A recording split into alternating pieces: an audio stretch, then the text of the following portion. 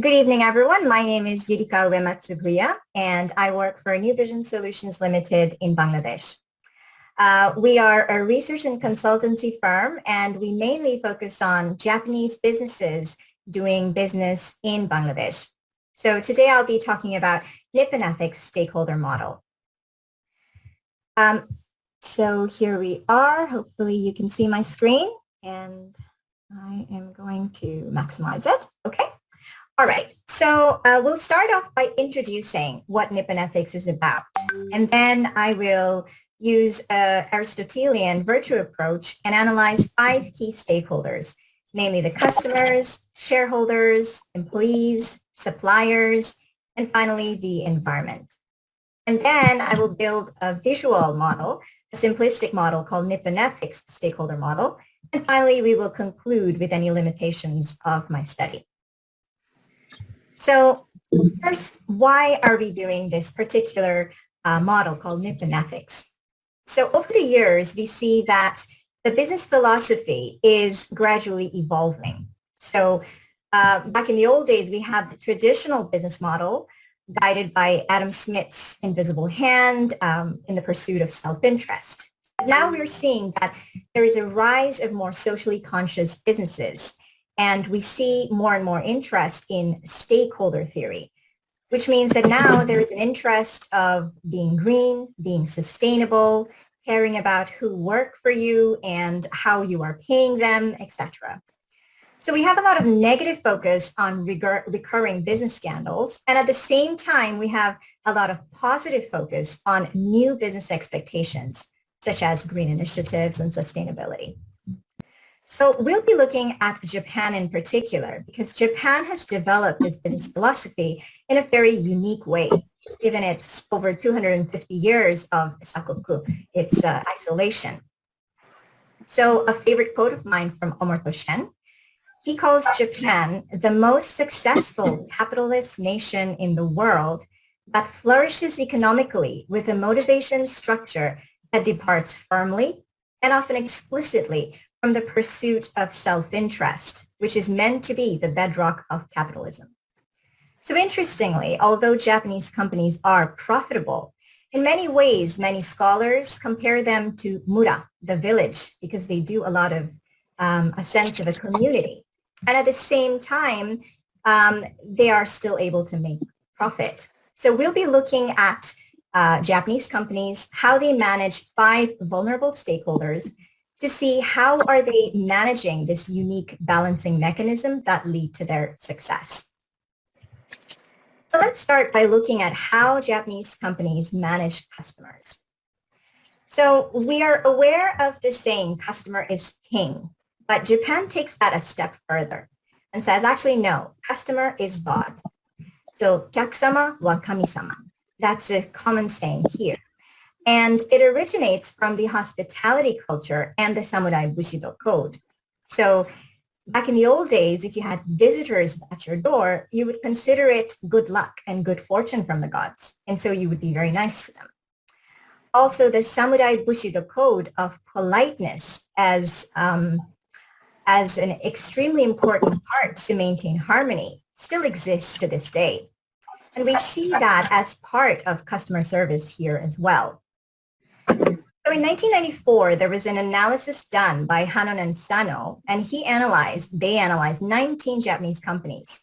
And they saw that there was a repeated stress on customers comes first, starting from the moment they're hired, through orientation, through all the trainings, all the way through retention. This message of customers comes first was repeatedly stressed.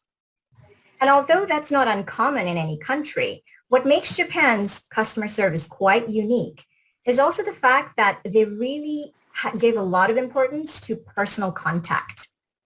So I, for one, have done most of my studies and my corporate life was in the United States, the United Kingdom, and Bangladesh. And it's very, very unusual in all of my experiences to see suppliers simply drop by your office to say hello. When a supplier comes to your office, you know there's a crisis or something very important.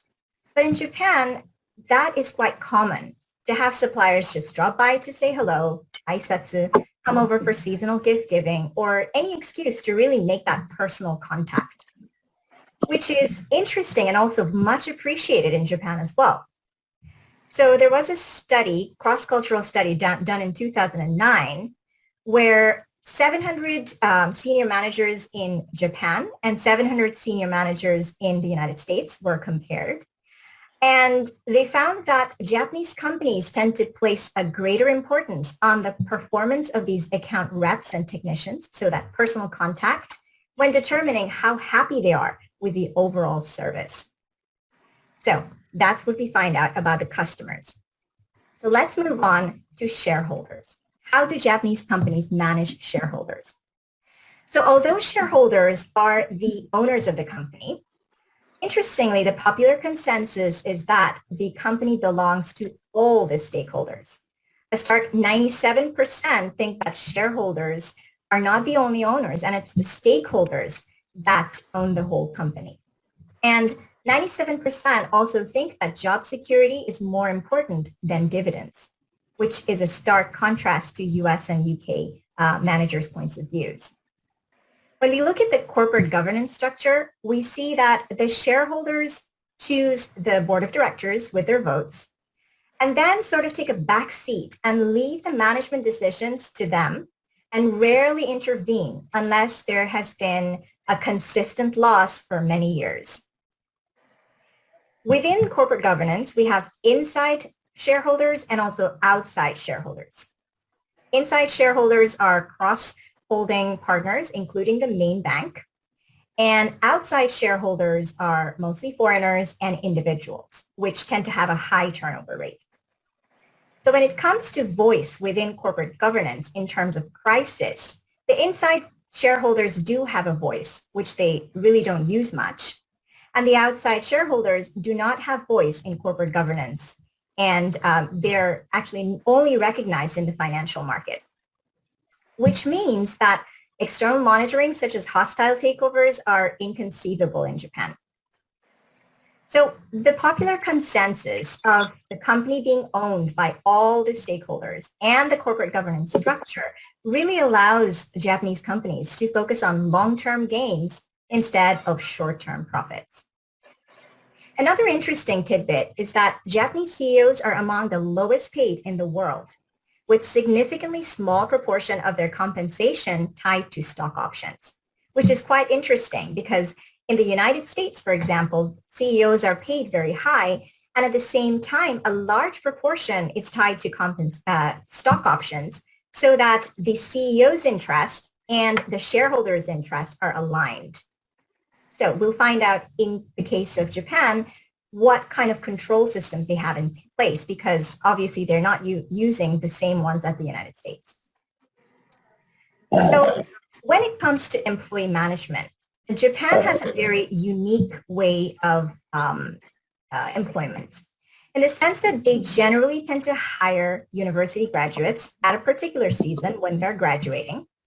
And they hire a lot of them together and sort of incubate and train them over the course of their entire life, because most of these graduates tend to stay with the company forever till their retirement. So for the first 10 to 15 years, they do a lot of job rotations, which are lateral moves within the company. So doing a little bit of this, a little bit of that, and really understanding the foundation of the company. And then after 10 to 15 years, when they've gained enough experience, that's when they start to be considered for promotion. So when you're being promoted, if you've been hired by the same company at the end of your graduation, so you are a native employee, again, that is a plus. So lifetime employment, although it's reducing over the years, being substituted by contractual employment, it is still fair to say that Japanese companies give a lot of importance to job security, which is probably why the unemployment rate in Japan is still quite low. It was, I think it was 2.97 in 2020. So the interesting thing is the job itself, the internal mechanism really makes the employees want to stay on with the company because they know that the internal rewards are long-term based. They don't tend to be given short-term bonuses or short-term rewards. The rewards tend to be spread out over the course of their life within the company. And at the same time, because all the companies work in the same manner, it means the external job market is not very conducive to job mobility from one company to another. So that's what we see in terms of employee structures. So when we move on and look at the next structure, which is the suppliers, here again, we see that Japan practices long-term contracts, which is, again, very different from a lot of the rest of the world, which focuses on short-term bidding. Every year, bidding short-term suppliers against each other.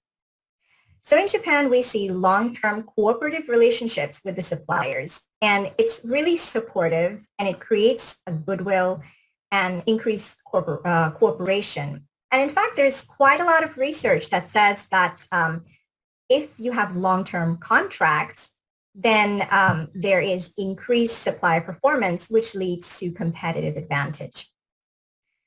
So if we look at Toyota, for example, we see that Toyota really provides a lot of training and resources to their suppliers, And while they provide these training and resources, they also give them a very clear scorecard system, telling them clearly the expectations. So they have clear targets about costs, quality, etc. But they're not simply just given the targets and left alone. They are given the training, the resources, they're given supplier association where they can do self-learning. So it's really a cooperative relationship. And because of that, there's a lot of trust. And because the relationship is long-term, the suppliers are willing to invest in infrastructures to continue the development of this relationship. And the suppliers really know their customers, and the customers really know their suppliers because they've been working together for so long. Let's look at the environment. So in terms of the environment, Japan as a country has a strong reverence for nature. And we see this culturally, we see this in religion, we see this in various ways of life. Shintoism, which is the most popular religion in Japan, for example, if I simplify it, it is the belief of kami in all things. And I'm sorry, it's a very, very simplistic view, but because of interest of time, that's how much I will say. Buddhism, on the other hand, the second most popular religion, again, it focuses on interrelatedness and of kami and nature. So there's really a strong reverence for nature, religiously speaking as well. But we also see that throughout their lives, for example, a child in Japan will learn from a young age in school the concept of mottainai, which is wastefulness. Every household really takes part in the initial sorting process of recycling, going through extreme details of sorting through all their trash, for example. So this need of taking care of the environment, being part of the environment, and this collectivist nature as a society to take care of the environment is something you can feel, and at the same time, that seeps into the companies as well. Which is why it's not surprising to see that Japan performs very well in terms of carbon emission and waste disposal. And I've put some numbers here so you can see that many, many Japanese companies are ISO 14001 certified, etc. More than 80% of large firms publish their environmental reports, so the public can be aware of their environmental initiatives. So all of this, again, is made possible because of the culture, the religion, the society's awareness of the business impact on the environment, the law enforcement available, and also the availability of the right resources and support system. So now that we've looked at all of them, I'm going to show you a very simple structure of what we found. So on the right-hand side here, there is NipponEthics stakeholder model visually. So I'm going to explain it from inwards all the way outwards.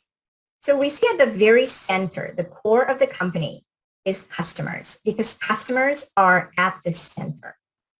Throughout, whenever they're making any policies, the customer's needs are considered first. And then as we move out, we see that the employees and the suppliers is in the second part of the concentric circle. Employees and suppliers work together to meet the needs of the customers. Employees take a bigger surface area as they play a core role, but employees and suppliers really work hand in hand together. Outside that, we see the shareholders playing the role of business supporters. And in many ways, although they are the financiers, they are playing the role of a spectator by placing trust in the employees to make the right decisions and only intervening when there are consistent long-term losses. At the very outside of the circle, we see environment. And we don't place it outside because it's not important. Actually, quite the contrary, they're very important. And they are part of all the stakeholders. In other words, they are all encompassing, which is why they're placed outside.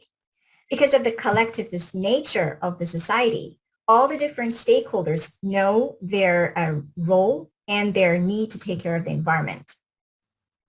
And while we're making this NipponEthics stakeholder model, we realized that respect and a sense of gratitude to all the other stakeholders was one of the key issues. And it was sort of the platform of this whole NipponEthics stakeholder model.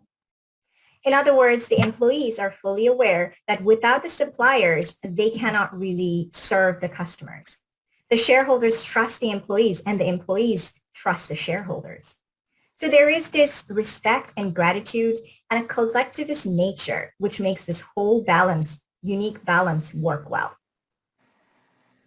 So in conclusion, we have made this study mainly so that outside companies, outside businesses, businesses outside of Japan can really understand how Japanese companies work.